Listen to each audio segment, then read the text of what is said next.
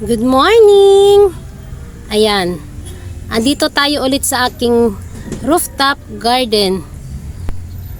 Magpupunla tayo ngayon ng bell pepper na ibinilad ko. Pero matagal na po ito, hindi ko sure kung mabubuhay siya. Ayan po oh. Ayan, ang ating bell pepper. Dito natin siya ipupunla dyan sa galon na yan. Yan, ang ganda po ng aking lupa na pagpupunlaan. Ayan, matabang-mataba na po yan para sure tayo na yung ating ipupunla ay magiging mataba din siya. Ayan, simulan na natin ang pagpupunla dahil gusto ko nang magtanim ng bell pepper. Mag-try tayo magtanim doon sa aking mga paso. Ayan, ganyan lang po ang aking pagpupunla. Diyan sa dalawang yan. Tatabunan po natin ng lupa yan. Ayan, kay siksikan yan, okay lang po sa mga sili. Ay, ayan. Ang daming natapon. Kukunin na lang natin yan mamaya. Ayan, at tatakpan natin yan. Kukuha tayo doon ng lupa para matakpan natin. Ayan na po yung ating itatakip dyan ng mga lupa. Matakpan lang ng konti para hindi masyadong nakabaon yung kanilang buto. Ayan, ganyan lang natin. Ayan. Para sa susunod na araw, meron tayong maitanim na bell pepper. Didiligan natin yan. Ayan, konting dilig lang para mabasa lang siya. Sana mabuhay yung aking bell pepper na to. Ayan. Napakaganda po ng lupa na yan. Sigurado mabubuhay yan.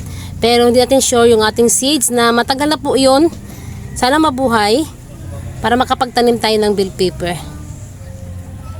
Ayan. Sa susunod na araw, update tayo dito kung tayo ay makapagtanim na ng bell pepper.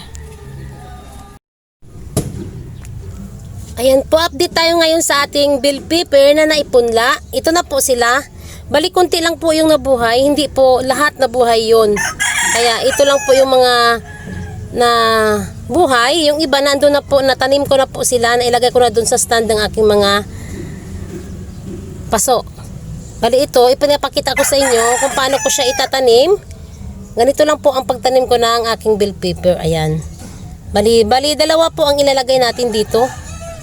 Ito siya, ganyan lang. Bali, mag-try tayo kung ganito kalaki ang ating mai-transfer ng mga bell pepper. Sabi po nila kasi, mas maganda daw mas malaki natin siyang ita-transfer. Pero ngayon, mas gusto ko itry siya ng ganito kalaki kung mabubuhay siya. Mas maganda kasi nagsusubok din tayo minsan. Kasi gusto ko na kasi itong mga paso ko, nakatambay lang po sila doon, wala na pong nakalagay. Kaya atat na po akong itanim sila. Pero itry natin kung mabubuhay sa ganito kalaki na mga bell pepper. Ayan, ganyan lang po. Bali, dalawa ang ilalagay natin dito dahil malapad naman po yung ating paso. Ayan, ganyan lang po ang pagtanim ko ng aking bell pepper. Medyo diinan natin ng konti para tumayo po siya. Ayan, ganito lang po yung ating lagay ng ating bell pepper. Ayan. Subukan natin kung sila dito ay mabuhay at magbunga. Ayan, at nandoon na po yung iba. Ito na lang po naiwan dito na naitanim ko. Bali, maglalagay na po tayo ngayon ng stick. Para yung ating bell pepper, lalagyan natin ng net. Para makatayo po yung mga net natin doon sa ilalagay natin ng mga stick. Lalagyan natin ng stick ito. Tara na at magpunta tayo doon sa aking lagayan ng mga paso na nandoon na po yung iba na una na. Ito lang po yung nahuli. Ayan na po yung ating pamamaraan para mailagay natin yung ating net. Lalagyan natin muna dito ng ayan, tusok. Ayan, ng stick. Lagyan natin ng stick dyan para malagyan natin ng net yung taas nito. Kasi bao, di po ganyan mga ibon dito sa amon. Damo, ibon di. Nan, putulin nila ng ulo kakong ng mga sili. Sa mga ilonggada, ayan na oh, bawang akon nga ginaobra ho. Gawang babae lang ito. Hindi katibayan. Hindi matibay. Pero okay lang yan. Basta tayo makapagtanim. Subukan natin para hindi masilip ng ibon. Kailangan muna natin silang lumaki-laki para hindi na po sila dadapuan.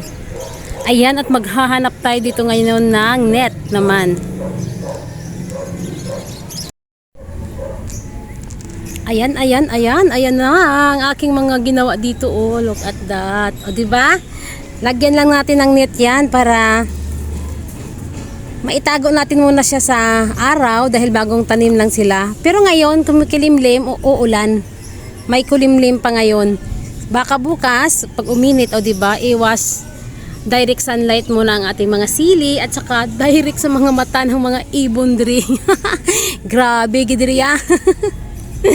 Ay, ambot na lang gid sa mga ilonggada na tingnan nyo ang ginawa ko, ganyan lang, simpleng-simple lang, kasing simple lang ni Inday, hindi masyadong naghahangad ng kagandahan, simpleng gawa lang. Ayan, o diba, ayan, ganyan, buti na lang may net tayo at ganyan lang po ang gagawin. Ayan o, lagyan lang po ng stick ng medyo maliit lang, huwag masyadong sobrang, kasi pag lumaki yan, tatanggalin na po natin yung net. Hindi na po yan siya mapapansin ng ibon pag malaki na po yung mga sili. Pag maliit pa lang kasi, tinutuka nila yan. Alam ko yan dahil gawain ko na yan dito. Ayan. Okay. At sa susunod na araw, sisilipin natin sila dito. Kung sila ay malaki na. Ayan. Nadiligan ko na po yan. Bago natin nilagyan ng net, nadiligan ko na sila. Ayan. Okay. At sa sunod na araw, update tayo dito sa aking mga bell pepper na naitanim dito sa aking rooftop garden. Ayan. 2,000 years later. Good morning! Good morning po sa lahat dyan. Ayan, andito tayo ulit sa aking rooftop garden. Mag-a-update po tayo ngayon sa ating naitanim nung nakaraan. Ayan, to this video, i-update po natin yung ating bell pepper na naitanim dito sa aking mga paso na ito. Ayan na po sila. Oh, wow, look at that. Wow, lapitan natin. Napakaganda po ng kanilang bunga. Ayan, napakababa lang po ng aking sili. Pero tingnan nyo naman yung kanilang mga bunga. Napakaganda. Ang laki, oh. Laki nito. Ayan. Ayan, wow. Ang ganda talaga. Ayan. Kahit nakapaso lang tayo, nagbunga po yung ating bell pepper. Ayan. Lapitan natin. Ito po yung isa na parang kakaiba yung kulay kaysa doon sa iba. Green na green po ito. Ayan. Pero ito, parang, ayan oh, ganyan po ang kanyang kulay. Pero sim variety lang siguro sila dahil isa lang po yung aking naipunla na ganitong sili. Ito po yung bell pepper na galing sa palengke na binili ko at ipinunla. Ayan. Ay na po sila. Napakaganda ng kanilang ayan, oh. Napakababa po ng iba pero nagbunga siya. Andun po yung iba. Bali yung naitanim natin dito, dala-dalawa. Pero yung iba hindi mapalad na nabuhay. Pero, ayan. Napakaganda ng bunga nito, oh. Napakataas nito, matangkad ito. Ayan, oh, matangkad siya. Pero marami siyang bunga.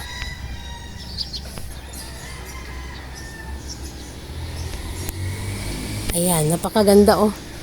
Itong katabi nito, dahil akala ko mamatay po siya, dahil yung ilalim nito ay nagkaroon siya ng aphids. Kaya ang ginawa ko, nagtanim ako dito ng panibagong sili. Hindi ko po sure kung anong sili ito dahil ito ay tumubo lang sa mga paso-paso. Kinuha ko siya. Ayan, kaya ganito po ang nangyari sa kanya dahil akala ko mamatay. Pero ayan, nagbunga po siya, oh. Ayan, napakaganda po ng mga sili dito. Ayan, lapitan natin. Ito yung iba dito, medyo nahuli po siyang itinanim dahil yung pagtanim natin dito, yung iba, hindi po siya nabuhay. Ayan yung mga kapartner, dala-dalawa yung itinanim ko. Ito, tulad nito, ayan. Ayan yung kapartner niya, malaki na. Tapos ito, huli ko siyang itinanim dahil namatay po yung unang naitanim natin dito. Ayan. Ayan, nagbunga po siya. Kahit hindi po siya masyadong katulad sa mga farm na talagang madaming bunga. Ito po ay kukunti lang po kasi ang lupa. Pero matabang lupa po ang nilagay ko dito. Pero kahit papaano, dagbunga po yung ating bell pepper dyan. Ayan, wow, oh, look at that. Napakaganda. Ito naman, hindi ko po alam anong variety nito dahil itinanim ko rin dito dahil hindi po nabuhay yung kanyang kapartner. Kaya ayan. Sa sunod, update tayo dyan kung ano siya klaseng sili.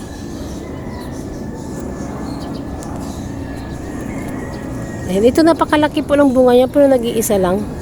Ayan o, malaki yung bunga niya. May hinog na siguro yan. Sana makarecover ito dahil ito ay nagkaroon siya ng sakit. Ayan o, pero nagbunga siya. Sa tingin ko naman, makaka-recover siya dahil siya ay nagbunga na. Hindi talaga maiiwasan dahil wala po tayong mga chemical na ginagamit dito. Wala tayong pang spray, hindi po tayong gumagamit ng mga ganun. Organic lang po yung aking mga tanim, kaya happy na po tayo pag ang ating tanim ay magbubunga. Ayan po yung ating mga bell pepper dyan. Ayan. Ayan, dahil nagkakaroon pala ng bunga kahit paso lang na ganito, napakababaw, ay sa susunod, magtatanim tayo ulit ng ibang variety naman na bell pepper. Yung hindi ganito ang variety. Yung medyo pabilog, maganda po yun. Ito kasi medyo pahaba. Pero mag-try tayo kahit iba-ibang klaseng mga variety ng mga bell pepper. Ayan, napakaganda po nila. Tingnan, oh. Ayan, wow, look at that. Napakaganda nila. Yan, napaka-bless na po natin pag meron tayong sariling tanim ng mga bell pepper dahil mas mabango po ito. Masarap po ito sa mga niluluto natin ng ating mga bell pepper na ito. Ayan, ayan, kunting silip, kunting silip. Ay, sa susunod na araw, mag-a-update tayo dito kung tayo ay mamimitas na at magpapansit tayo or kung ano man ang lulutuin natin at sasahog natin yung ating bell pepper, o di ba? Libre na yung ating pansahog dahil napakamahal po ng bell pepper, napakamahal. Ayan, kaya nag-try ako magtanim nito. Ayan. Thank you God at nabuhay siya at nagbunga. Okay, ayan, update tayo sa susunod dito. Ayan, thank you sa inyong lahat sa walang sawang panunood sa aking mga vlog. Please subscribe my channel, Inday Names Rooftop Garden. Bye!